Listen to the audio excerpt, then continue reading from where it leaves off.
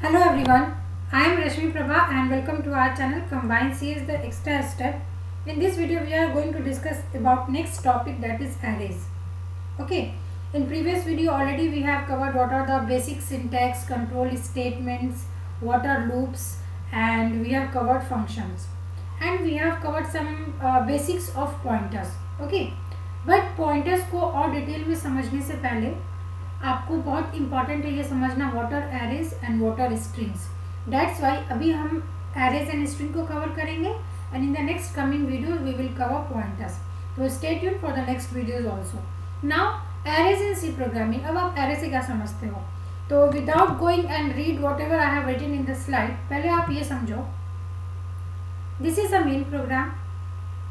इस main program में मैंने एक वेरिएबल लिखा integer x. Okay, I have assigned certain values x equals to 5 and so and so. Let us suppose आपका एक कॉलेज है, ठीक है. इस कॉलेज में आपके क्या होंगे? डिफरेंट इंटिटीज क्या होंगे? दैट इज टीचर्स, स्टूडेंट्स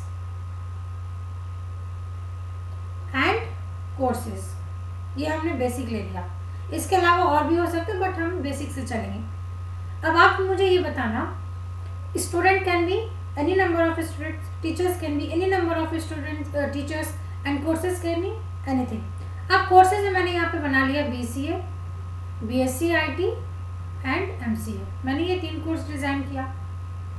अब बिकॉज कि BCA है, BSc IT, MCA ये किस तरीके का डेटा है? That is in the form of character. ठीक है, ये कैरेक्टर है. क्यों? क्योंकि ये वर्ड्स में हमने लिखा है तो आप इंग्लिश से रिलेट कर सकते हो. This is character in programming language. अब अगर मैंने यहाँ पे लिखा इंटीजर x, तो आप इस x में कितनी वैल्यू स्टोर कर सकते हो? सिर्फ एक, दैट इज 5. अगर आपको सपोज 10 स्टोर करना है तो आप इसकी जगह पे क्या लिख दोगे? 10. बट अगर मैंने आपसे ये बोला कि ये एक न्यूमेरिकल वेरिएबल है, ये एक वेरिएबल है जो कि इंटीजर टाइप का वैल्यू होल्ड करेगा, तो अगर मैंने एक मार्क्स नाम का ले लिया, एक वेरिएबल हो सकता है, मुझे क्या करना है, एक स्टूडेंट के BCA में कितने मार्क्स आए ये मुझे फाइंड आउट करना है. तो आप क्या करोगे? उस स्टूडेंट का नेम ले लोगे, उसका जो भी आइडेंटिटी है वो ले लेंगे और उसका मार्क्स इंटर करा लेंगे. तो ये तो हो गया, प्रोग्राम बन गया. अब मैंने ये बोला कि आपको एक ऐसा प्रोग्राम लिखना है जिसमें पूरे क्लास में कितने स्टूडेंट है उसका आपको डिटेल्स स्टोर करना है. तो आप क्या करोगे? लेट अस सपोज अगर क्लास में 40 स्टूडेंट है तो क्या 40 वेरिएबल लेंगे? आप लेंगे इंटीजर स्टूडेंट 1 है, उसका मार्क्स क्या है. अब फिर है स्टूडेंट 1 है, उसका मार्क्स 2 क्या है, मतलब उसके साइंस में क्या मार्क्स है, उसके मैथ्स में क्या मार्क्स है. सिमिलरली अगर आपके 5 सब्जेक्ट हैं तो एक student is let us suppose मैंने बोल दिया आकाश. ठीक है, एक स्टूडेंट है जिसका नाम है आकाश. आकाश के एक सेमेस्टर में 5 सब्जेक्ट है. तो आप क्या करोगे? ये एक वेरिएबल लोगे, इसके बाद अब इसमें M1 M2 करके आप डिफरेंट अलग अलग वेरिएबल्स लोग और इसमें उसके मार्क्स को स्टोर करोगे. कर सकते हैं हम, क्यों नहीं कर सकते? एक वेरिएबल से भी कर सकते हैं. बट प्रॉब्लम तब आएगी जब मैंने ये बोला कि क्लास में 40 स्टूडेंट है, आपको उसके लिए प्रोग्राम लिखना है. तो क्या आप करोगे? 40 स्टूडेंट मतलब 40 नेम आप इंटर कराओगे. उसके बाद 40 इंटू 5 दैट इज 200 सब डिफरेंट वेरिएबल लेंगे मार्क्स इनपुट कराने के लिए. लेना तो पड़ेगा ही ना, जब आपको ये टास्क दिया है तो आप ऐसे ही करोगे. तो बीइंग अ बिगनर आप ऐसे कर सकते हो, दैट इज नो ड्रॉबैक. आप करिए, आप सीखिए किस तरीके से करते हैं. जो भी लर्नर्स इस वीडियो को देख रहे हैं उनका ये असाइनमेंट है कि आप इस तरीके से छोटे छोटे रियल वर्ल्ड प्रॉब्लम्स को देखें एंड उनको ऑनलाइन जाकर एग्जीक्यूट करने की कोशिश करिए. बट लेट अस सपोज मैं उन स्टूडेंट्स की बात कर रही हूँ जिन्होंने ऑलरेडी कहीं से अपने इंटरव्यू यूनिवर्सिटी में या कहीं भी कॉलेजेस में अगर उन्होंने सी पहले से पढ़ रखा है तो उन्हें भी मालूम है कि अगर कोई स्टूडेंट, अगर अमन एक स्टूडेंट है, उसके अगर 5 डिफरेंट सब्जेक्ट्स है, मुझे उसका अगर मार्क्स इनपुट कराना है. सिमिलरली अगर मैं लूप लगाऊंगी तो लूप का ये मीनिंग है कि लूप में आप कितने भी नंबर ऑफ स्टूडेंट्स को इंटर करा सकते हो, कितने भी नंबर ऑफ स्टूडेंट्स का आप मार्क्स इंटर करा सकते हो. बट मुझे यहाँ पे क्या करना है, एक तो ये तरीका है, दूसरा ये तरीका है, तरीका इन द सेंस कि आप इसमें और क्या कर सकते हैं कि rather than creating so many variables, आप क्या सोचोगे कि मैं क्यों ना एक वेरिएबल बनाऊं, किसका? अमन का. एक मैं वेरिएबल बनाऊं, इस एक वेरिएबल में मैं क्या करूं? डिफरेंट आपके मार्क्स को स्टोर करा लूं. मैंने 5 बोला 5, मैंने 10 बोला 10, मैंने जितना बोला आप उतना क्या कर दो, ब्लॉक्स बनाते जाओ और इसमें वैल्यूज स्टोर करें। तो ऑब्वियसली ये वाला जो सिचुएशन है, ये वाला जो आपका एल्गोरिदम होगा, एल्गोरिदम की मैं बात कर रही हूँ, whatever you are thinking, whatever concept you are developing, that concept is known as algorithm in terms of programming.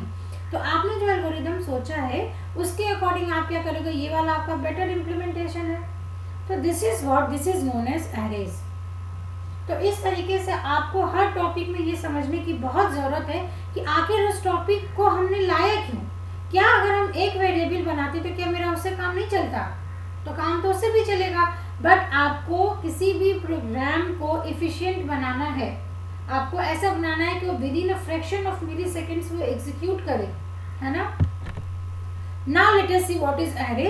We can say an array is a collection of similar data elements and these data types can be all integer, floats और character।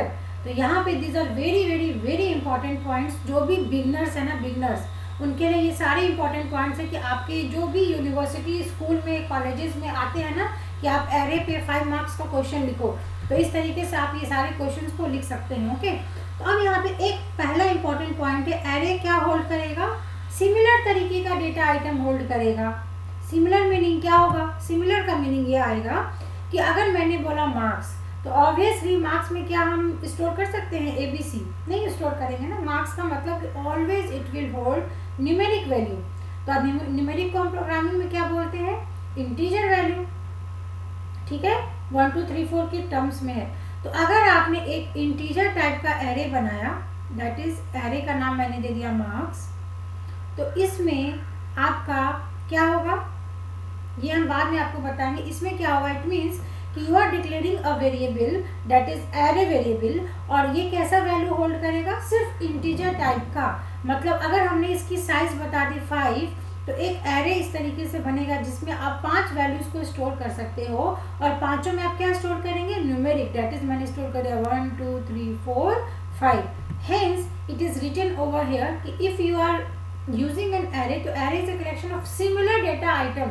अगर आपने integer लिखा है तो आप उसमें integer store कर सकते हो पूरे एलिमेंट को, एंड अगर आपने कैरेक्टर लिखा है तो कैरेक्टर स्टोर कर सकते हो, अगर आपने फ्लोट लिखा है तो आप फ्लोट यूज कर सकते हो। I hope you are getting my point, and if you have any doubt at any video, just put down in the comment section. Okay, second point, each member of an array identified by a unique index, subscript index to it।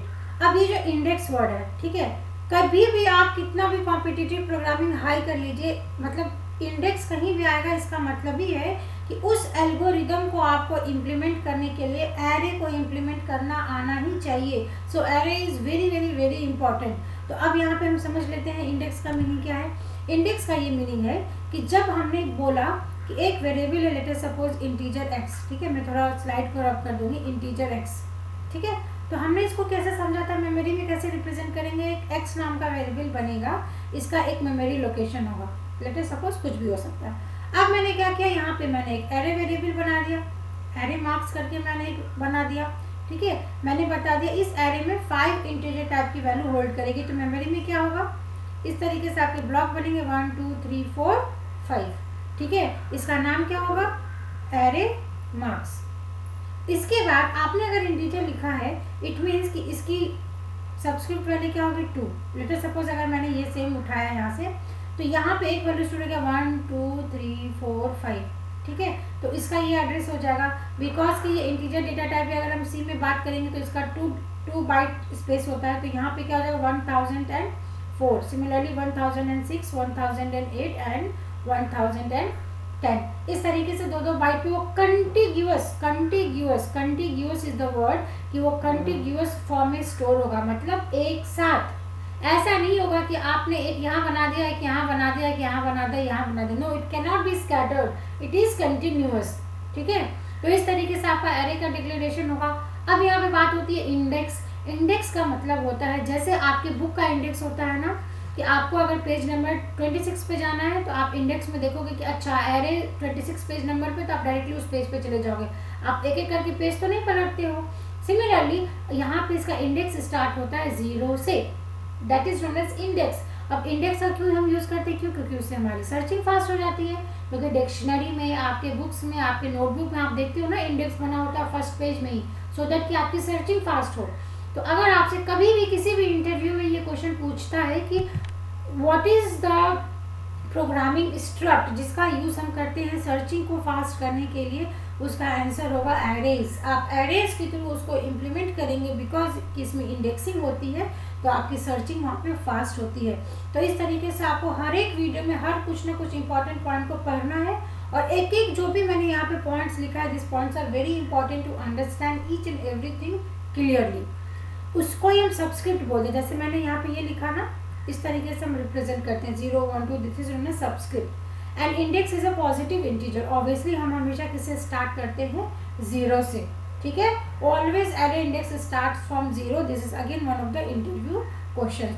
तो this are very important points. आप notes making ज़रूर करिए, अगर आपको उसमें मेहनत लगती है तो भाई देखो मेहनत तो करनी पड़ेगी, क्योंकि अभी आप चिल्ड्रेन हो, आप में भी स्कूल के स्टूडेंट हो, तो आप अपना नोट ज़रूर बनाइए। अगर आपको ये नोट्स चाहिए तो आप मुझे टेलीग्राम पे मैसेज कर सकते हैं, या आप मेरे मेल आईडी पे मुझे बताइए, I will provide this PDF also. Okay, so that is over written over here. Is general syntax क्या होगा, डेटा टाइप, एरे का name and size. This is very important to write the size. अगर आप यहाँ पे size नहीं दोगे तो कंपाइलर कैसे समझेगा कि भाई मुझे कितना मेमोरी ब्लॉक स्टोर करना है, ठीक है।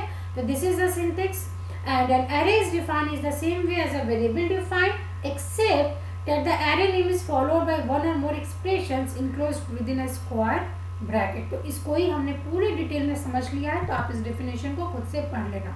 अब यहाँ पे मैंने एक एग्जांपल लिखा है जो हमने अभी ऑलरेडी डिस्कस कर लिया है, कि आपका ये एक कोट्स नाम का एरे बना है जिसका टाइप इंटीजर है, और ये कितना वैल्यू होल्ड कर सकता है 10। तो मेमोरी में कैसे बनेगा, इस तरीके से एक बड़ा सा डब्बा बनाना है जिसको हम बोलते हैं क्या है, ब्लॉक, जिसको आप प्रोग्रामिंग में क्या बोलोगे, ब्लॉक। इस ब्लॉक का नाम क्या है, तो डेटा टाइप, यहाँ पे इंटीजर क्या है, integer is the data type that specify the type of elements that will be contained in the array. It means कि इट विल स्पेसिफाई कि which type of values you are going to store in your array. The array name indicates the location of the first member of the array. अब array name क्या है, अब अभी suppose मैंने अगर यहाँ पे 10 स्टोर कर दिया, let us suppose 11 12 1 2 5 6 7 8 9, let us suppose 10, may be ज़्यादा हो गया तो आप वो अवॉइड करना, ठीक है। अब अगर मैंने बोला कि मैंने 10 में आया, मुझे क्या करना, 5th नंबर पे फाइंड आउट करना है कि 5th नंबर पे कौन सा, तो आप कैसे पता करोगे, इसकी इंडेक्सिंग शुरू करोगे 0 से 1 2 3 4 5 6 7 8 एंड 9। तो कितना हो गया टोटल नंबर, टोटल नंबर आपका हो गया 10। तो अगर मैंने आपसे पूछा कोर्स के 5th पे, मतलब 5th index, this is known as index, index पे कौन सी वैल्यू स्टोर है, तो आप मुझे क्या जवाब दोगे, तो 5th 0 1 2 3 4, 5th पे क्या स्टोर है, 5 स्टोर है ना। तो काउंटिंग बिकॉज की 0 है, तो आपका ये 4th इंडेक्स है, इस पे क्या स्टोर है 5। अगर मैं पूछूं 7th पे क्या स्टोर है, तो आप क्या बताओगे 8। तो this is the complete representation of array.